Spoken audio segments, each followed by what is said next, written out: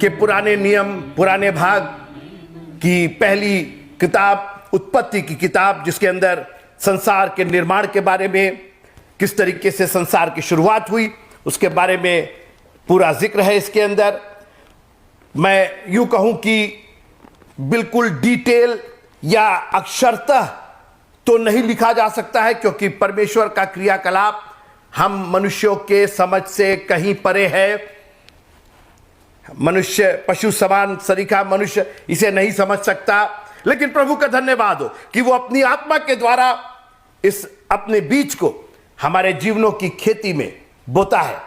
इस मन में, इस हृदय में वो इस बीज को बोता है ताकि ये फले फूले और 100 गुना फल लेकर के आए। अभी तक हमने उत्पत्ति का पहला अध्याय देखा, दूसरा अध्याय देखा, तीसरा अध्याय देखा और चौथे अध्याय में हमने पिछले संडे देखा था कि किस तरीके से दो भाई भेंटें लेकर के आते हैं। एक भाई बगैर परमेश्वर की मर्जी के अपने मन से कुछ लेकर के आया, वो पहला भाग नहीं था। वो जो बचा हुआ, एक ट्रांसलेशन में लिखा हुआ है कि जो कुछ की बात है कि वो कुछ लेकर के आया, बचा खुचा लेकर के आया। सोचिए, और आज हम भी बची खुची हुई चीज, अगर बच गया तो 10वां अंश दे देंगे, बच गया तो संडे में दे देंगे, बच गया तो दे दिया जाएगा, 10 रुपया बच गया, जो बचा वही दिया जाएगा। ऐसा मत कीजिए मित्रों। परमेश्वर ने आपको बची खुची जिंदगी और बची खुशी आशीष नहीं दी है। परमेश्वर ने आपको बहुतायत का और भरपूर जीवन दिया है। हालेलुया। और आज हम उसी कड़ी को आगे बढ़ाते हैं।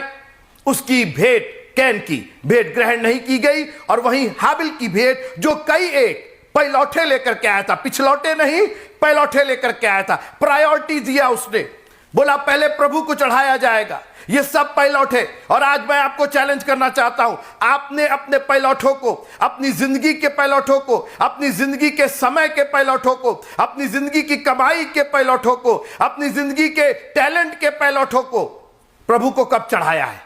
हर चीज का पैलौठा, पैलौठा मतलब द फर्स्ट। आप अपने सप्ताह की शुरुआत कैसे कर रहे हैं? द फर्स्ट किसको बना रहे हैं? पहले कौन है ये बताइए, क्योंकि सारा खेल तो पद का है, पहलेपन का है। आज सब होड़ में लगे हुए, पहले कौन पहुंचेगा, पहले कौन आएगा, पहला कौन होगा। याद रखिएगा, हमारा प्रभु पहला था, पहला है और पहला ही रहेगा। तालियां बजा करके उस पहले प्रभु का धन्यवाद कीजिए। उसके पहले कोई नहीं था, उसके पहले ना कोई आज है और ना उसके पहले कोई होगा। वो हमेशा पहला है, पहला रहेगा, और रहेगा तो वो तो है ही है। मेरी जिंदगी में ये वादा कीजिए कि प्रभु मेरी जिंदगी में, हर काम में, हर सोच में, हर लेने देने में, हर क्रियाकलाप में, हर त्योहार में, हर फंक्शन में, हर उत्सव में आप पहले होंगे। जहां पर पद की बात होगी, जहां आगे पीछे की बात होगी कि पहले कौन रहेगा, बाद में कौन रहेगा, तो पहले तो आप ही रहेंगे। एक कुर्सी खाली रहेगी खुदावंद, पहली कुर्सी आपके नाम रहेगी, वो खाली, भले ही उस पर कोई बैठे ना बैठे, उस पर आप विराज करेंगे। मेरी जिंदगी में आप पहले होंगे। और मित्रों, आप प्रभु को पहला करके देखिए, उसके बाद तो सारी चीजें अपने आप लाइन से लग जाएंगी। जैसे कहते हैं ना, मैं जहां से खड़ा होता हूं वहीं से लाइन शुरू हो जाती है। जहां से प्रभु खड़ा हो जाएगा, आपकी जिंदगी में आशीषों की लाइन वहीं से शुरू होगी। परमेश्वर को ए बनाइए, अल्फा बनाइए। आप बी को पहले नहीं रख सकते, ए के पहले नहीं रख सकते, ब को अ के पहले नहीं रख सकते हैं मित्रों। और वैसे ही हमारे प्रभु का यह नियम है कि वो पहला था, पहला है और पहला ही रहेगा। इसलिए हाबिल के समान अपनी भेंटों को लेकर के आइए। पहले उसके राज्य और धर्म की खोज करो, पहले उसको सब कुछ दे दो, पहले मेरे लिए एक रोटी बना करके लेके आओ। कई एक पैलौठे, जिंदगी के हर पहलू के पैलौठे प्रभु को दिए जाने चाहिए। पहला प्रायोरिटी, प्राथमिकता हमारे प्रभु को दी जानी चाहिए। और जब कैन की भेंट ग्रहण नहीं की गई तो परमेश्वर ने एक मौका दिया। सुनिएगा, इतनी अच्छी बात मैं प्रभु का इतना धन्यवाद करता हूं, और खास करके जब भी मैं पढ़ता हूं कि प्रभु ने कैन को सुधरने का, उसको वापस जिंदगी पाने का, आशीष पाने का एक मौका दिया। और आज मैं आपसे निवेदन करना चाहता हूं, कहीं ऐसा तो नहीं है कि God is talking to you second time, एक बार फिर परमेश्वर आपसे बात कर रहा है, फिर आपको मौका दे रहा है। हो सकता है पहली बार आप पैलौठा नहीं लेकर के आए, हो सकता है आप पहली बार कई एक नहीं लेकर के आए, आप कुछ लेकर के आए, बचा खुचा लेकर के आए, जो पिछला था वो लेकर के आए, जो किसी काम का नहीं था वो लेकर के आए। मगर आज जब आपको मालूम है कि आपके जीवन में आशीषें नहीं आ रही हैं, ये बरकतें कहीं ना कहीं खत्म हो जा रही हैं, ये टिक नहीं रही हैं, रुक नहीं रही हैं, आगे बढ़ने में रुकावट आ रही है, आपके जीवन में वो जो अगम्य शांति और अगम्य आनंद है वो कहीं ना कहीं मिसिंग है।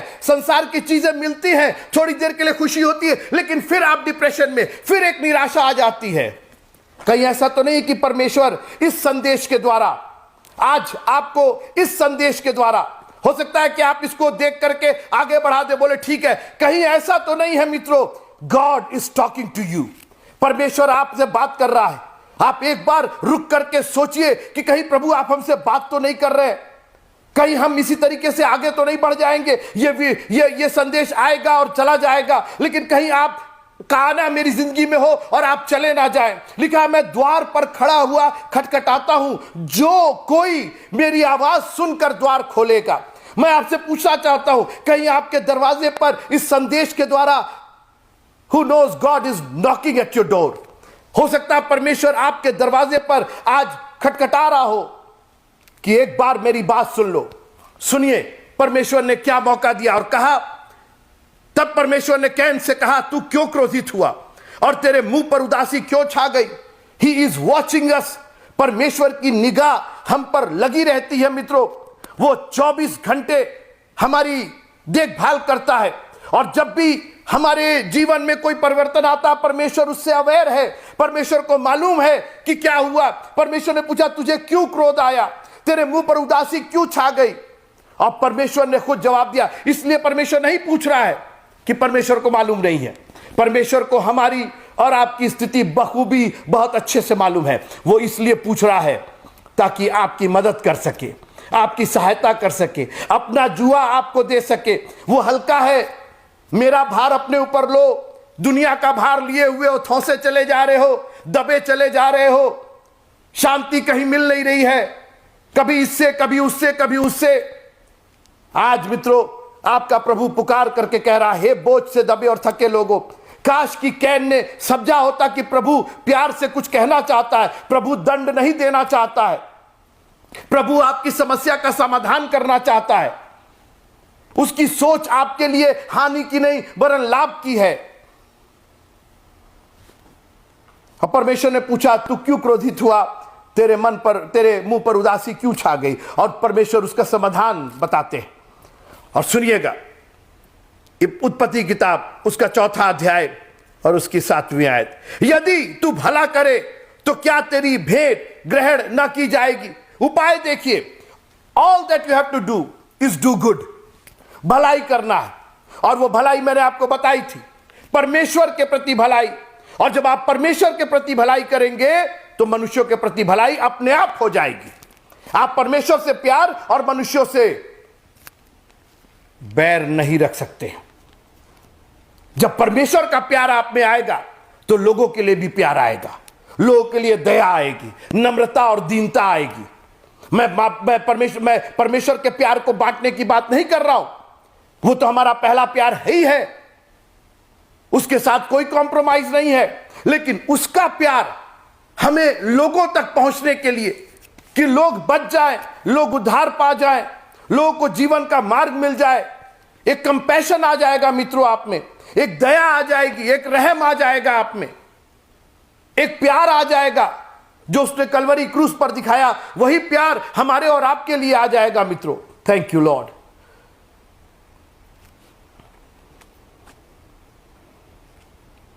यदि तू भला करे तो क्या तेरी नहीं सुनी जाएगी? आज मैं आपसे पूछना चाहता हूं, आपकी भलाई कहां गई? क्या आप नहीं चाहते कि आपकी सुनी जाए? परमेश्वर उपाय बता रहा है, क्योंकि कैन भला नहीं कर रहा था।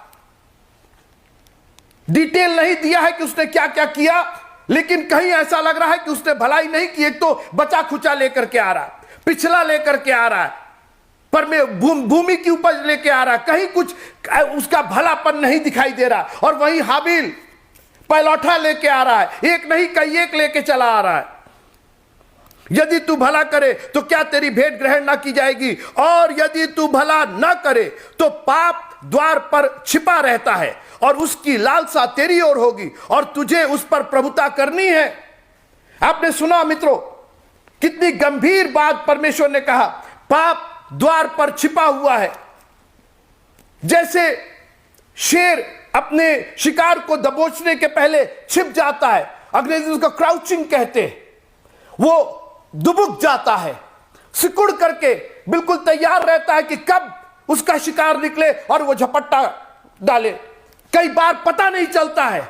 आप कभी ये चैनल्स देखिए जिस पर शेर को शिकार करते हुए दिखाया जाता है, वो चाहता है कि कितने नजदीक पहुंच जाए अपने शिकार के, बगैर आहट किए हुए, बगैर कुछ आपको इतला किए हुए, बगैर नोटिस दिए हुए। शैतान करीब पर करीब आता जाता है और आपको लगता है नहीं सब तो ठीक चल रहा है, मैं तो चर्च जा रहा हूं, मैं तो दुआ कर रहा हूं, मैं तो ये कर रहा हूं।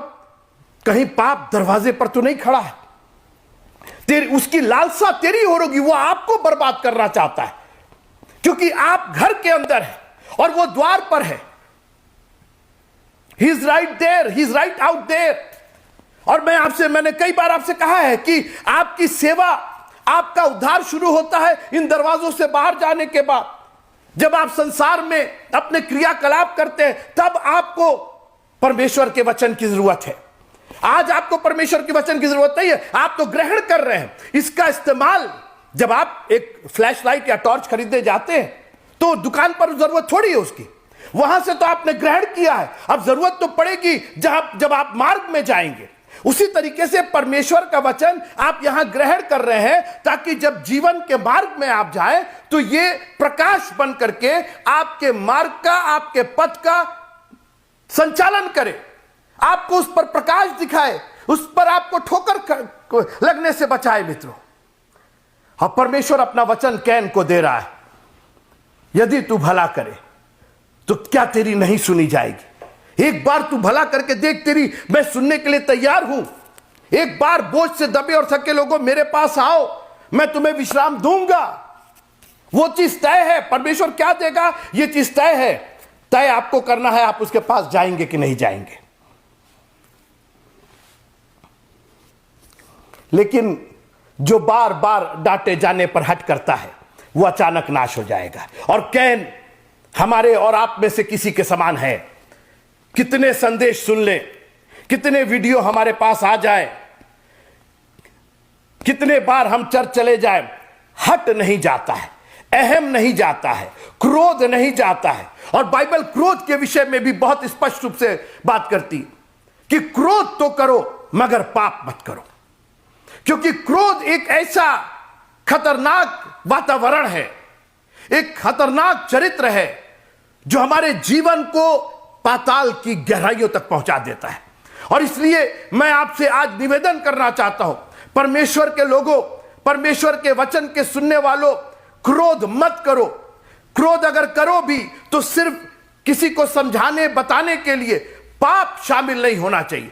परमेश्वर के हुक्म की अवहेलना नहीं होनी चाहिए, परमेश्वर की आज्ञाएं नहीं टूटनी चाहिए आपके क्रोध में। और क्रोध आप दुनिया से कर लीजिए, परमेश्वर के प्रति क्रोध मत कीजिएगा, चर्च के प्रति क्रोध मत कीजिएगा, परमेश्वर के भक्तों के प्रति क्रोध मत कीजिएगा।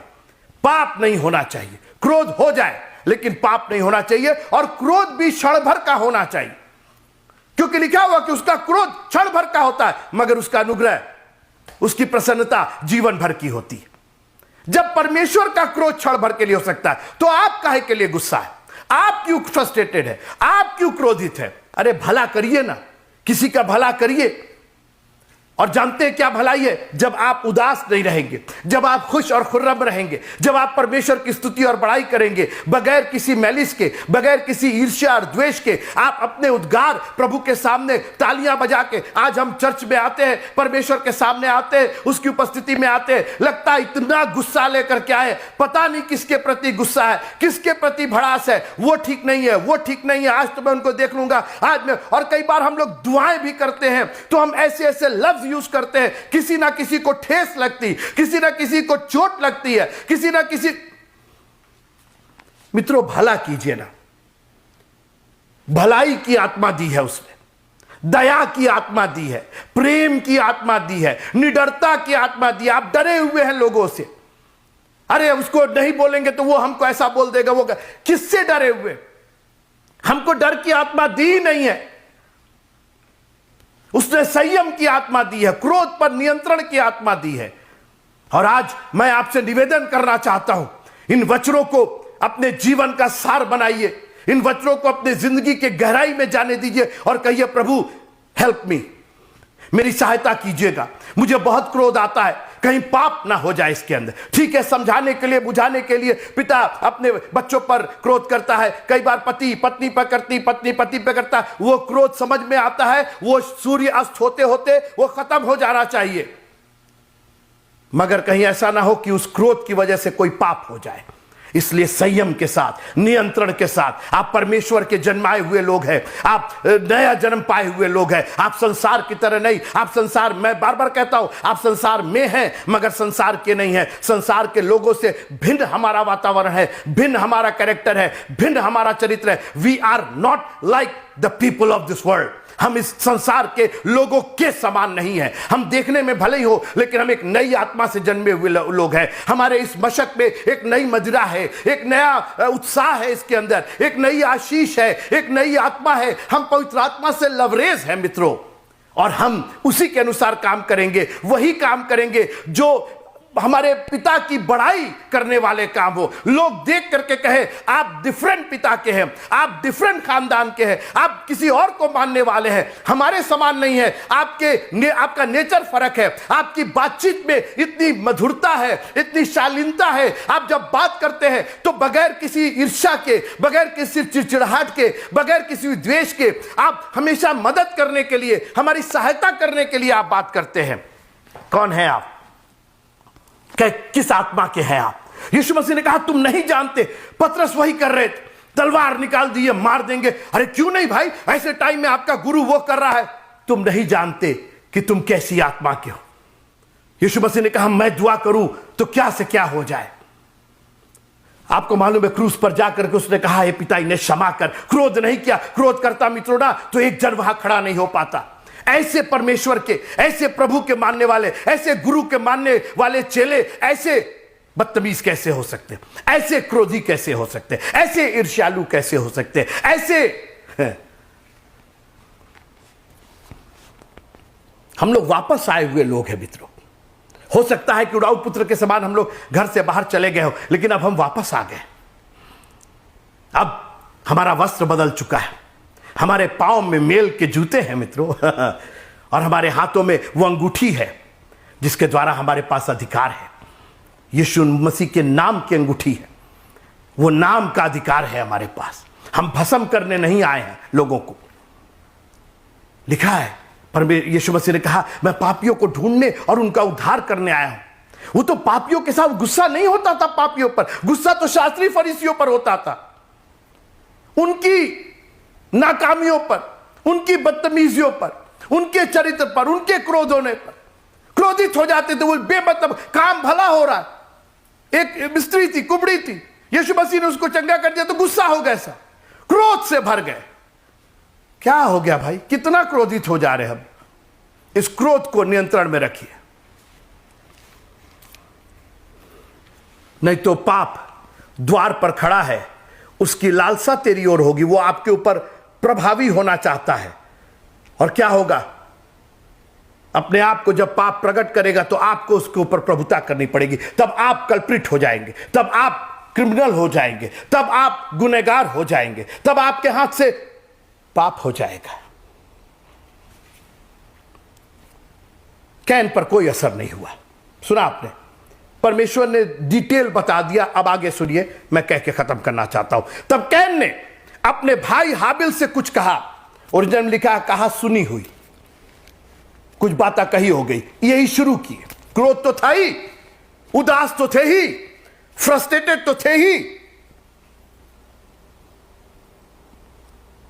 बजाय प्रभु के पास, अरे प्रभु जी आप सॉरी, आई एम सॉरी, जबकि प्रभु ने, परमेश्वर यहोवा ने बता दिया कि तू क्रोधित है, तेरी भेंट नहीं ग्रहण की गई, और उपाय भी बताए, यदि तू भला करे तो तेरी भेंट ग्रहण की जाएगी। उसका परिणाम भी बताया कि अगर नहीं करोगे तो नहीं की जाएगी, और फिर पाप पर तुमको प्रभुता करनी पड़ जाएगी। डिटेल दे दिया। परमेश्वर का वचन ये वो सोटा और वो लाठी है जिससे हमें शांति मिलती है मित्रों, लेकिन इनको तो परमेश्वर के वचन को चाहिए नहीं था ना। ये तो अपने ही क्रोध में, अपने ही अकड़ में हाबिल से कहा सुनी हो गई। और जब वे मैदान में थे तब कैन ने अपने भाई हाबिल पर चढ़कर उसे घात किया। यह क्रोध अच्छी चीज नहीं है मित्रों। यह क्रोध हमारे हाथों से पाप करवा देता है, और उसी क्रोध में पाप ने प्रभुता की इसके ऊपर। पाप ने इसके ऊपर, पाप ने ऑक्यूपाई कर लिया इसके जीवन को, और फिर इनको प्रभुता करनी पड़ी, और एक हत्या हो गई, एक घात हो गया उसी क्रोध की वजह से। बात शुरू कहां से हुई थी और बात खत्म कहां से हो रही? मित्रों, पाप की एक प्रॉब्लम है, क्रोध की एक प्रॉब्लम। क्रोध पाप को जन्म देता है, और उसके बाद पाप दूसरे पाप को जन्म देता है। अगर उसको बीज पर ही खत्म कर दिया जाए, शुरुआत में ही खत्म कर दिया जाए। हम लोग कई बार चीजों को फेंकते रहते, बजाय शुरू में ही आई एम सॉरी, माफ कीजिएगा बहन जी, भैया माफ कीजिएगा, अरे हो गया ना भाई, माफ कर दीजिए हमको। अगर इतना हम पहले ही कह दें तो फिर आगे जाके पछताने की जरूरत नहीं। अरे क्या कर दिया मैंने, अरे मैंने क्या कर दिया, अरे ऐसा नहीं करना चाहिए था मुझे। पहले ही सॉरी हो जाए दोनों पक्षों के से, भैया सॉरी, अरे नहीं आप क्यों सॉरी, भाई मैं सॉरी हूं, आई एम सॉरी, हमको नहीं बोलना चाहिए था, हमको। मैं अपने घर में करता हूं, कई बार मैं अपने बेटे को कुछ बोल देता हूं, मुझको फील होता है, और फिर मैं माफी मांगता हूं, माफ करना जॉनी, माफ करना, आई एम सॉरी, कोई बात नहीं, तुरंत बात ठीक हो जाती, कोई बात नहीं पापा, अरे पापा है, कुछ भी कह सकते। देखा आपने, वही बात अगर चलती रहती, वो बात वहीं खत्म होती नहीं चाहिए। मां बाप अपने बच्चों से सॉरी मांगो, इतना ईगो मत बनाओ, इतना अपने आप को अकड़ पकड़ नहीं होनी चाहिए। सॉरी वर्ड, माफी का वर्ड, अरे आपके गुरु ने क्रूस पर जाकर के माफी मांगी, उसकी क्या कोई इज्जत नहीं थी, उसका कोई घमंड नहीं था, उसका कोई ईगो नहीं था। पतरस को बोला तलवार रखो, म्यान के अंदर रखो, ऐसी खुले मत रखो, उसको रख दो, अंदर रख दो, अब नहीं इस्तेमाल करोगे तुम नहीं जानते कि तुम कैसी आत्मा के हो। आज हमारे मसीह परिवारों में कैसी आत्मा काम कर रही है, क्यों कलह हो रहे, क्यों चिल्ला चिल्ली हो रही है, क्यों नहीं हम लोग प्यार व्यवहार से रह सकते, क्यों नहीं लिखा कि एक दूसरे की सह लो, प्रेम को छोड़ करके, और किसी बात में किसी के कर्जदार ना हो। मित्रों, ये कैन की आत्मा नहीं, हाबिल की आत्मा चाहिए हमें। और याद रखिएगा, अरे तो हम सहेंगे क्या, आप मेरी बात तो सुनिए, मैं बात करके खत्म करना चाहता हूं। इतनी महत्वपूर्ण बात मार तो दिए, ये सोचे कि अब तो खत्म हो गया, कहां खत्म हो गया, किसको मारे हो, किसको घात किया है तुमने कैन? अरे वो परमेश्वर की आत्मा का भाई था, वो हाबिल था, कई एक पैलौठे लेकर के आया था, परमेश्वर को उसने खुश किया था, उसकी भेंट ग्रहण की गई थी, उसको तुमने घात किया है। ठीक है, वो तुमसे नहीं लड़ सका, तुमसे बहस में नहीं जीत पाया, लेकिन तुम्हारी जिंदगी तो हारी हुई जिंदगी है, उससे भी ज्यादा जिंदगी हारी हुई है। अभी सुनते रहिए मेरी बात, तुम तो रह करके भी मरे हुए हो, हम तो मर गए, हम तो मर के जिंदा है। अभी मेरी बात सुनिए, मैं ये कहना चाहता हूं, हाबिल ये कहे मैं तो मर के भी जिंदा हूं और तुम जिंदा रह करके भी मर गए। और आज मैं आपको चैलेंज करना चाहता हूं, उत्साहित करना चाहता हूं मित्रों, कैन की आत्मा लेकर के जिंदगी मत बिताइए। अब माफ कीजिएगा, मैं किसी पर्टिकुलर को नहीं कह रहा हूं, मैं ये परमेश्वर की आत्मा की चेतावनी ये मेरे लिए भी है। मेरे परिवार के लिए भी है, मेरे दोस्तों के लिए, मेरे चर्च के लिए है। हम प्रभु को प्रसन्न करना चाहते हैं। और मैं ये कहना चाहता हूं कि आप जो अपनी अकड़ दिखा रहे हैं, आप ये मत समझिए कि आप बहस में हार गए और उससे नीचे हो गए, वो आपको ऐसा बोल करके चले गए और आप कुछ बोल नहीं पाए और आप खड़े के खड़े रह गए और उनकी ये हिम्मत और उनकी नहीं नहीं नहीं नहीं, आप नहीं जानते कि आप कैसी आत्मा के। इस कैन ने घात कर दिया और सोचा कि हमने तो बदला ले लिया, हमने तो, वो घात कर लेने से तुम्हारी भेद ग्रहण कर ली गई क्या? कतई नहीं, बल्कि अब तो तुम पाप पर पाप कर गए। क्रोध तो तुमने किया और उसी क्रोध के चक्कर में तुमने पाप कर दिया।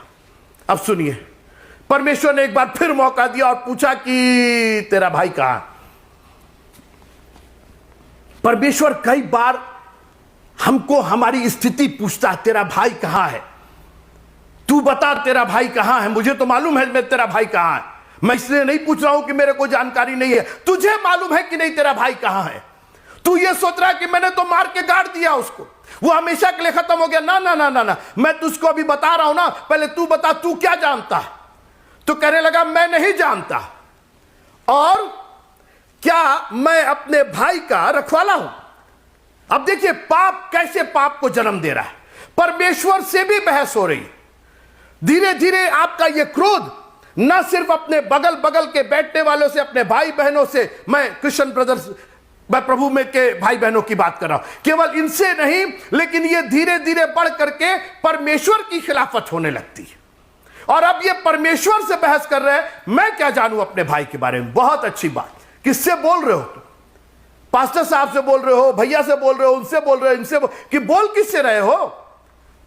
जिसने सारे संसार को पैदा किया, जो तुम्हारा भी सृजनहार है, उससे बहस कर रहे। ये ऐसे नहीं हो गया, वो ऐसे हो गया, बजाय वहीं पर फिर एक बार। मुझे तो पूरा यकीन है कि अगर कैन वहीं पर माफी मांग लेता तो उसकी ये गलती, उसका ये पाप क्षमा किया जाता। लेकिन नहीं, मैं अपने भाई का रखवाला नहीं हूं। मैं आपसे पूछना चाहता हूं, are you concern about your brother and sisters? मसीह की भाई बहन की बात कर रहा हूं, आप उनसे कंसर्न है कि नहीं? आप जानते हैं कि वो कहां है, वो किस स्थिति में है? आप तो अगर ठीक ठाक है तो आपको मालूम है, वो कहे अरे हमको किसी से मतलब नहीं है, हम कुछ नहीं जानते, हम तो भाई चर्च जाते हैं और अपने से अपना मतलब। बहुत अच्छी बात, वो नहीं कीजिए, लेकिन आत्मिक रूप से ये सब भाई बहन, ये जितने लोग प्रभु के प्यारे लोग हैं, ये पूरा संसार जो उसने बनाया है, इससे हम भी कंसर्न है।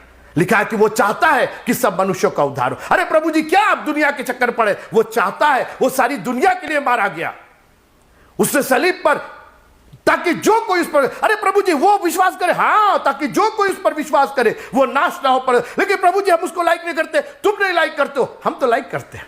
अगर वो मेरे पास आ रहा है तो वो लाइकेबल है, वो पसंद आने लायक है, वो पसंद आने लायक है मित्रों। Thank you Jesus, hallelujah hallelujah hallelujah, praise the Lord. हाबिल मर के भी नहीं मरा और कैन जिंदा रह के भी मर गया। आगे सुनिए, उसने कहा तूने क्या किया? परमेश्वर ने कहा तूने क्या किया है? तेरे भाई का लहू भूमि में से मेरी ओर चिल्लाकर मेरी ओर दुहाई दे रहा। सुना आपने? अरे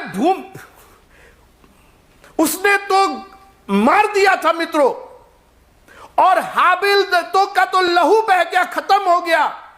परमेश्वर की आवाज सुनिए, परमेश्वर कह रहा है तेरे भाई हाबिल का लहू भूमि से मेरी ओर चिल्लाकर मेरी दुहाई दे रहा। Even the blood is crying out. मित्रों, हमें कोई मार नहीं पाएगा। सुना आपने? जो प्रभु पर भरोसा रखते हैं, यह शरीर हमारा खत्म हो सकता है, मिट्टी का है, एक दिन मिट्टी में मिल ही जाना है। अरे मरते तो सभी है, कोई गाड़ी के नीचे आके मरता है, कोई सांप काट लेता है उससे मर जाता है, कोई गड्ढे में गिर के मर जाता है, किसी के ऊपर पेड़ गिर जाता है वो मर जाता है, कोई खेत में ऊपर से बिजली गिर गई। मरने की बात मत कीजिए, मैं बात कर रहा हूं मरने के बाद जिंदा रहने की मैं बात कर रहा हूं। यह हाबिल मर के भी नहीं मरा मित्रों। धार्मिकता का प्रभाव देखिए, धर्मी होने का, आशीषित होने का प्रभाव देखिए कि even after death in the eyes of the world able was dead, but in the eyes of God he was still alive. दुनिया की नजरों में वो मरा हुआ था, मगर परमेश्वर की नजर में जिंदा था। उसका लहू चिल्ला कर दुहाई, चिल्लाता कौन मित्रों? जो जिंदा होता वही तो चिल्लाता है। ये कैन चिल्ला नहीं रहा था, कैन तो बहकी बहकी बातें कर रहे थे, मुंह छिपा रहे थे। मैं क्या जानूं, मैं अपने भाई का रखवाला हूं, मैं दुनिया। मित्रों, जीवते परमेश्वर के हाथ में पड़ना बहुत भयानक बात है। The Lord is my shepherd, यहोवा मेरा चरवाहा है, मुझे ना इस जिंदगी में घटी होगी और ना आने वाले जिंदगी में घटी होगी। मैं यहोवा के भवन में जीवन पर्यंत निवास करूंगा। आप सुनिए, ऐसी विश्वास और ऐसी दृढ़ बातें जो दुनिया की बातों से कहीं परे है, कहीं ऊपर है। दुनिया की बातें तो डराती और धमकाती और सिर्फ हमें कमजोर करती है, मगर परमेश्वर का कलाम हमें मजबूत करता है, हमें ताकत देता है, हमें हिम्मत देता है कि प्रभु है ना, मुझे तो निश्चय है कि मेरा छुड़ाने वाला जीवित है। जिस दिन आपको यह निश्चय हो गया तो अय्यूब से डबल मुसीबत भी क्यों ना आ जाए, परमेश्वर आपको उससे निकालेगा। जब लहू दुहाई दे सकता है, और परमेश्वर ने उस दुहाई को सुना, मरने के बाद भी दुहाई दे रहा था, मर के भी नहीं मरा और कैन जीते जी मर गया। परमेश्वर ने दंड दिया उसको, आप पढ़िएगा। बस एक बात अच्छी हुई कि अब कैन को समझ में आया कि परमेश्वर से भाग के हम कहां जाएंगे, परमेश्वर की खिलाफत करके कहां जाएंगे। और उसने तुरंत परमेश्वर की ओर मुख करके कहा, जो कोई मुझे पाएगा वो घात करेगा। आपने जो मुझे दंड दिया है, मैं क्या बताऊं मित्रों, हमारा परमेश्वर इतना दयालु, इतना दयालु। उसके भला ना करने, क्रोध करने, उदासी, भाई को मार डालने, परमेश्वर से बहस करने, झूठ बोलने कि मैं नहीं जानता वो कहां है, मैं भाई का रखवाला, दुनिया की बातें करने के बावजूद परमेश्वर ने उसको आशीष दी और कहा, एक चिन्ह ठहराता हूं और कोई तुझे नहीं मारेगा। अगर किसी ने तुझे छुआ तो 7 गुणा बदला लिया जाएगा। सोचिए, आप उस श्राप में भी वो आशीष दे रहा। कैसा प्यारा प्रभु है। अगर आप पहली बार उसके पास चले आइए तो फिर आपको इतना ढकोसला करने की जरूरत नहीं पड़ेगी। आपके हाथों से पाप गुनाह होंगे नहीं, आपका कोई काम सफल नहीं हो रहा हो, आपका कोई काम बिगड़ गया हो, हमारा परमेश्वर आपके काम को सफल करेगा। एक बार उससे माफी मांग करके देखिए और कहिए, प्रभु मैं आया हूं तेरे पास, मुझे स्वीकार कर, मुझे ग्रहण कर, और प्रभु आपको अपनी आशीषों से नवाजेगा। हाबिल मर के भी जिंदा रहा और कैन जीते जी मर गया। मैं नहीं जानता हूं कि आप किस आत्मा को लेकर के जी रहे हैं। हाबिल की उस सच्चे दिल से बलिदान चढ़ाने की आत्मा, कई एक पैलौठे लेकर के आने की आत्मा, या कैन की बचा खुचा लेकर के आने की आत्मा। मेरा निवेदन है मित्रों, परमेश्वर के पास बड़ी नम्रता और दीनता के साथ सब कुछ लेकर के उसके पास आइए और कहिए, प्रभु मैं आता हूं। मित्रों, यही जिंदगी नहीं है, इस जिंदगी के बाद भी एक जिंदगी है। हाबिल का लहू पुकार रहा था क्योंकि एक जिंदगी थी। इस जिंदगी के बाद भी क्या आप उस जिंदगी में जाने के लिए तैयार हैं? उसकी तैयारी यही होनी पड़ेगी, भलाई यही करनी पड़ेगी, क्रोध को यही खत्म करना पड़ेगा और बड़े दिल और जान से अपने परमेश्वर पिता की भक्ति करते हुए, उसकी आराधना करते हुए, उस नई आत्मा, उस पवित्र आत्मा की सामर्थ में चलते हुए हम आगे बढ़ते चले जाएं, उसमें और गहरे उतरते चले जाएं। प्रभु आप सबको बहुत बहुत बहुत बहुत आशीषों से नवाजे। जय मसीह।